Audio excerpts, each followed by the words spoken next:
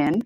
As always, we like to give you guys the latest reports from the World Health Organization, from Johns Hopkins University here in the US, and the Florida Department of Health. So starting with the World Health Organization, we are seeing over 10.1 million confirmed cases of COVID-19, and we have finally passed that 500,000 mark in confirmed deaths. We're at 503,000 confirmed deaths. Here in the United States, according to Johns Hopkins, we are seeing over 2.6 million confirmed cases here in the US and over 126,000 confirmed deaths. According to the Florida Department of Health's dashboard, we're seeing over 152,000 confirmed cases in the state of Florida, and we are over 3,600 confirmed deaths. You see the breakdown there between Florida residents and non-residents, but in total, we're at over 3,600 confirmed deaths. Now, jumping to your world story for today, it's a bit of an update from yesterday. We were letting you guys know that UK was considering locking down the city of Leicester, so they've gone ahead and officially locked the city down. The businesses have already begun to close down there. It was as a result of the increase in COVID-19 cases that they were seeing there. The BBC is reporting that Leicester has over 3,216 confirmed COVID-19 cases there since the beginning of the pandemic, and 944 of those confirmed cases have happened within the last 2 weeks. So obviously there was a lot of concern there, so they decided to go ahead and lock down the city. Health Secretary Matt Hancock actually added that 10% of all the positive cases in the UK over the last week were taking place in Leicester. And a majority of those cases, Secretary Hancock reported, were occurring in children. So schools in Leicester, the majority of those schools will be locked down as of Thursday. So we'll continue to keep you guys posted on that. As with most isolations related to COVID-19, this particular lockdown will be happening for the next 2 weeks. The suburbs surrounding Leicester will also be affected by the lockdown, but the specifics for the suburbs have not been published yet. Now, jumping over to the US, Arizona is seeing something similar. Governor Doug Ducey has decided to close down clubs, swimming pools, or clubs, water parks, theaters, and bars in that area in the state of Arizona to kind of bring the COVID-19 numbers under control. He mentioned Monday during a press conference, quote, "Our numbers continue to increase.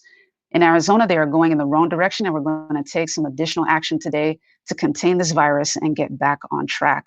He has also reimposed a ban on indoor and outdoor gatherings of 50 or more people. So he's limiting it to less than 50 people for any kind of gatherings.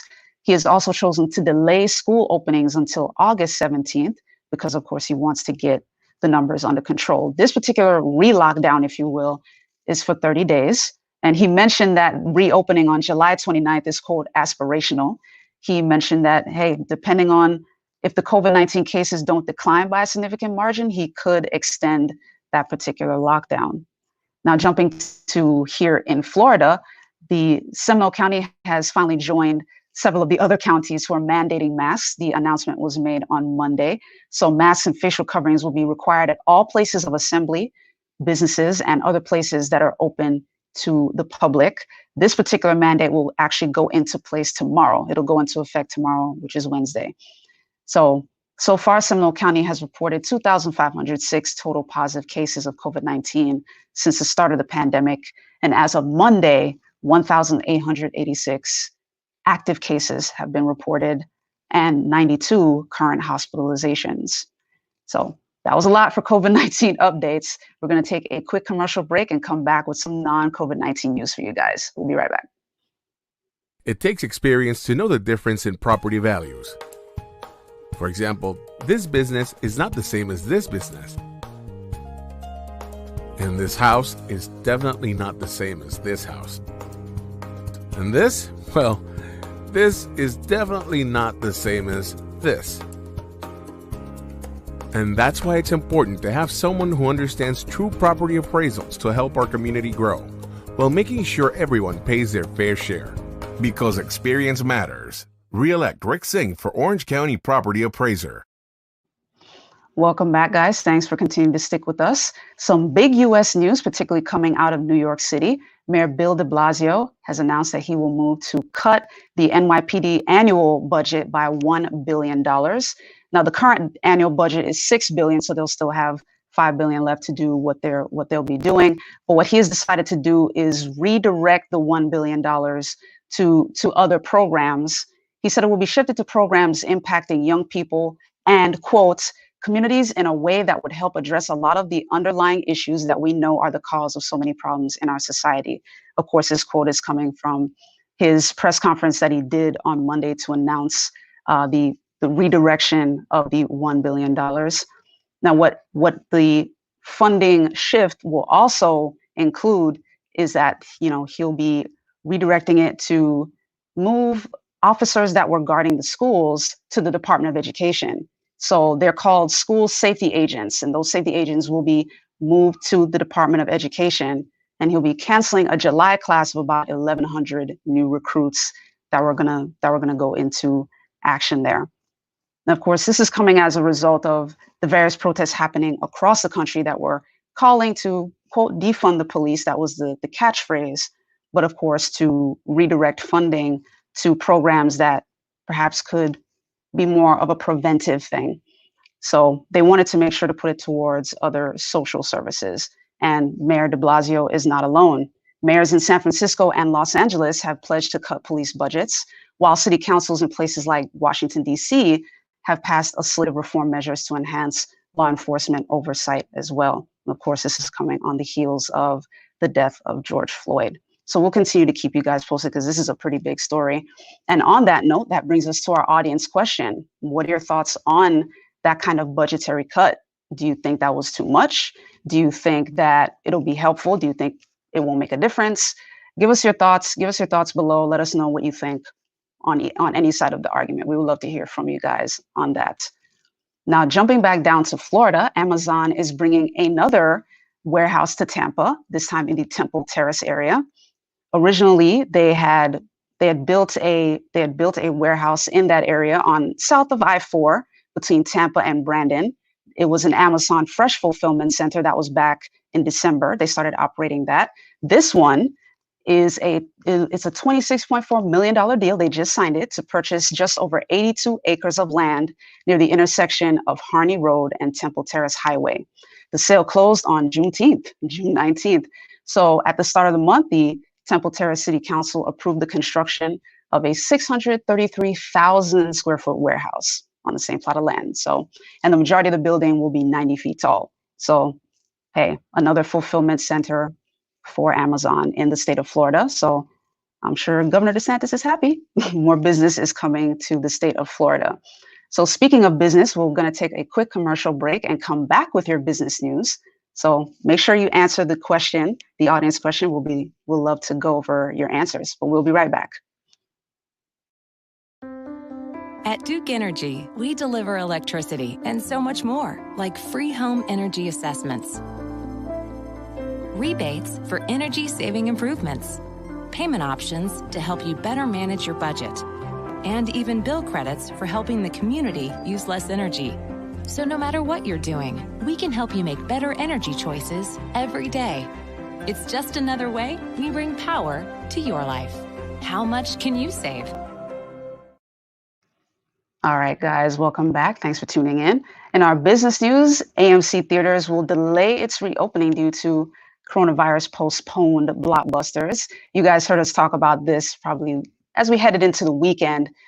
Some of the movie production companies had delayed the release of their films as a way to help movie theaters decide, feel more comfortable in their reopenings. But AMC has decided to push their openings to July 30th. Originally, they were going to reopen their U.S. locations on July 15th, but they decided to due to the delayed debut of select blockbusters, they decided to push it back to July 30th. And of course, the two big blockbusters that everyone's waiting on are Tenet and Mulan. Tenet coming from Warner Brothers on courtesy of Christopher Nolan, and Mulan, which is Disney's film. But they're deciding to hold off on that. AMC Theaters is holding off on that. They want to make sure that safety first, making sure the COVID-19 numbers are under control, particularly given the recent spikes in several states. Remember, you guys heard us mention yesterday that 36 states have reported a rise in COVID-19 cases. So again, you guys always hear us here at Florida National News. wash those hands, protect them, sanitize them, glove them, everything. Make sure you cover your face with a mask and practice your social distancing.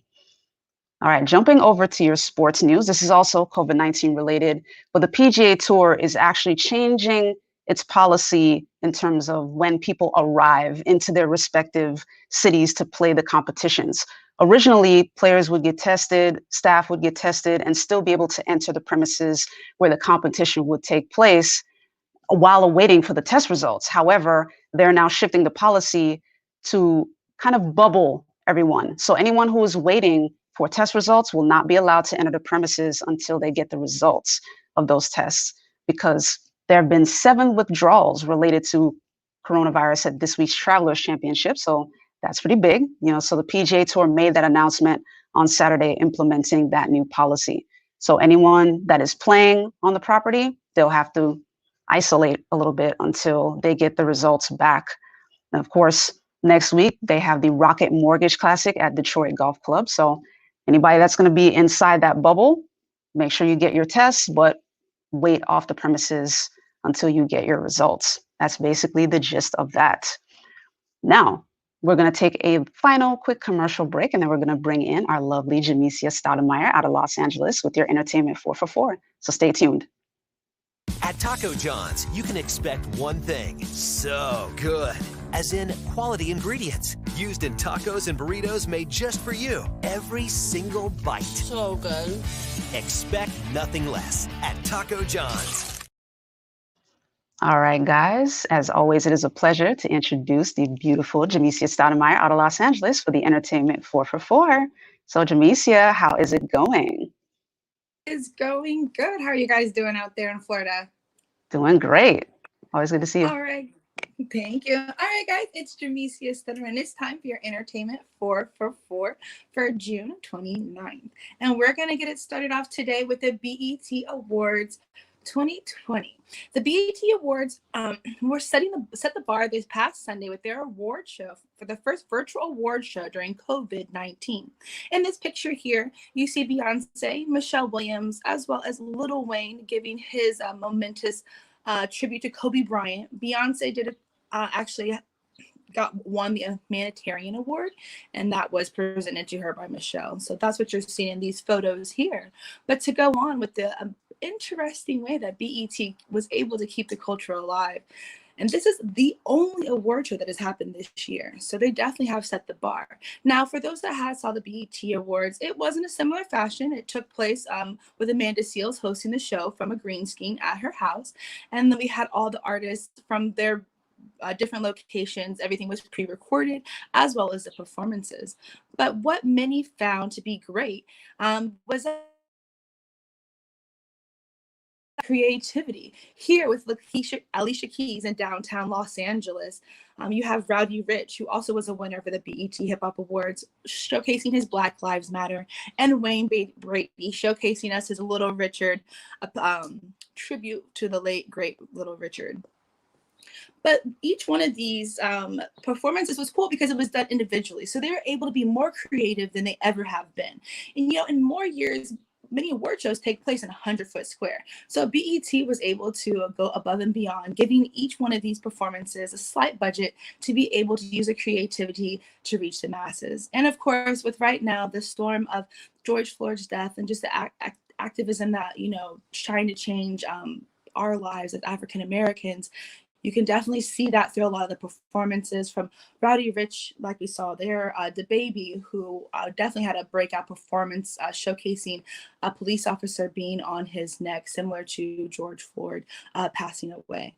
So definitely some of the things that were said, Viacom, cool things about it. Viacom, for these performances to take place, had a task force that was actually on site for each one of these performances. And within that task force, it was made up of lawyers, expert safety people, and risk management to make sure that federal guidelines, state guidelines, local laws, and unions were all enforced to make sure that they kept everyone safe, which this was put in place by Viacom CBS, which is their parent company. Definitely congratulations to all those that are winners. BET is definitely known for congratulations to their 20 years for the award show and their 40 years as being a network. As BET definitely, they pride themselves in amplifying the voices of Black entertainment television as they continue to do so. So if you did miss those, you can go on YouTube, their Instagram, it's everywhere, guys, but check it out. There were some great performances, and I really commend all the winners and Beyonce on some of her statements from her award speech. Number 2, Ava DuVernay to produce Colin Kaepernick's story for Netflix. So as many of us all know, but some of us don't, Ava DuVernay is the director of They See Us, which won over 16, I believe, Emmys and a Peabody Award, and Colin Kaepernick, the amazing man in 2017 that took the knee on the field during the San Francisco 49ers game. So Colin Kaepernick recently, with everything that's taken place, has got an apology from Roger Goodell, the NFL commissioner, and really now seeing what is taking place and what he was asking to take place. And in that struggle, he has now been honored a Netflix show to work with Ava DuVernay. Now, They See Us is a movie that she directed, and it centralizes around the Central Park 5, and it's a dramatized series that you can see on Netflix as well. So they've been able to partner up, which will be really great, because what Colin Kaepernick really wants is for his story to be told from a Black perspective, which in many years has not happened or doesn't get to happen on a director level. So he's partnered up with Ava DuVernay. The show's going to be called Colin in Black and White, and it's a 6-episode series that'll be on Netflix. And it's shaped around just how he really became an advocacy. So Colin Kaepernick being a biracial, born of I believe his mom was white and his dad is African American, then being adopted into a white family, and then also moving into a white community in his later years as a teenager going on into college. So make sure y'all stay tuned and stay informed about that, because I'm definitely interested. Number 3, WarnerMedia puts Atlanta-based CNN Center on the market. As many of you know, CNN Center has been the home to the world headquarters for CNN for the past 25 years, which has been from 1987 to 2014 in its hometown of Atlanta, Georgia. It's actually located next to the Mercedes-Benz Dome right there in that block. But unfortunately, due to COVID-19, WarnerMedia has been having a big trouble trying to stabilize after the merger of AT&T and WarnerMedia kind of taking over, or AT&T buying WarnerMedia. So what's kind of going on right now is they hope, they've actually been selling off a lot of properties. So like in the Hudson yard, they sold that a few months ago. And what they're hoping to take place is that they're going to move everyone into their Techwood campus, which is still located in Georgia or in the Atlanta area. So they're not vacating the community, but however, they are going to let that building be sold and then in time move back into that building, ideally for a substantial amount of years before they officially get a new building or move on to something different.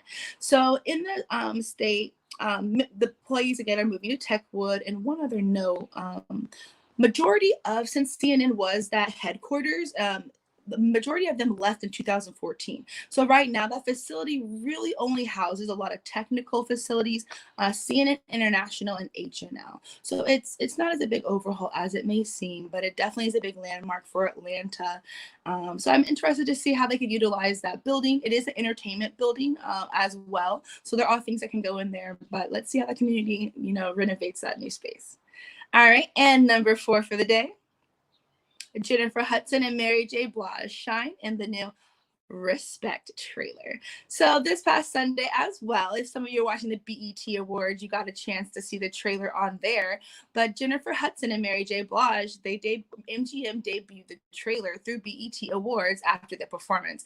And it is an amazing one, as they highlight the Queen of Soul, Aretha Franklin, played by Jennifer Hudson. And Mary J. Blige plays the late 1950s jazz singer Dinah Washington. So it's an amazing trailer. We actually have it queued up for you guys. So I'm not going to ruin it too much, but just to give you a little bit, Miss Franklin did get the opportunity to pick each one of these actors, not every single one, but a majority of these actors before she passed away in 2017. So we just, honor and rest in power Miss Aretha Franklin. You guys, let's go ahead and cue up Respect. May you guys enjoy. Find out what it means to me.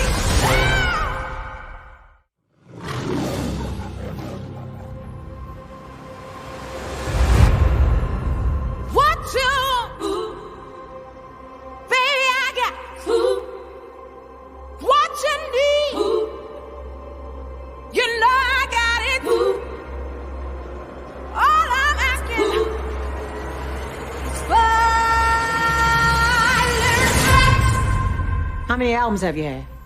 4. And no hits.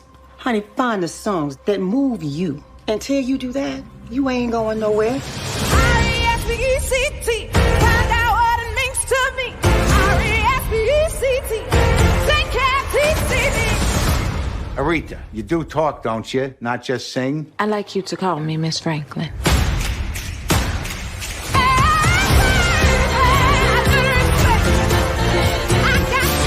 You have to disturb the peace when you can't get no peace. R-E-S-P-E-C-T. Find out what it means to me.